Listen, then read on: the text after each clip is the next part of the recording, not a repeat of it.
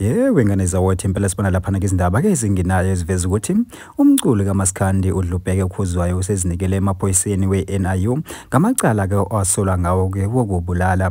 Bafethu ngaphandle basikhuluma kakhulu ke ngicela banqale ngenibingelele kuyona ke imbuso sithi MTV sithi nje masiqala ungane kuyona i-channel yake wenza kulungile uciphize usubscribe nayo notification bell kwaze sithola zonke izindaba ke eshisayo nazo ke zitrendayo. Hayi ke wengane zawothi impela sibona lapha ke imibiko ke evelayo ukuthi ke umculi kaMaskandi ke uDlubheke Khuzwayo usezinikele ke emaphoyiseni ke we-NIU njengoba ke kusolwa ukuthi ke ubhekene nawo ke amacala ke awu7 okubulala ke abantu bomndeni khona phana ke enquthu ke enqulu.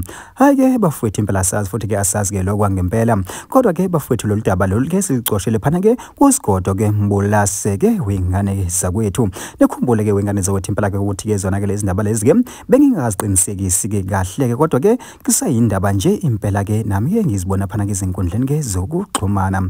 Hayi ke bafowethu mina ngembozo sithi MTV ngithi nje ake ngehle ngobonda idibana yona ivideo elandelayo.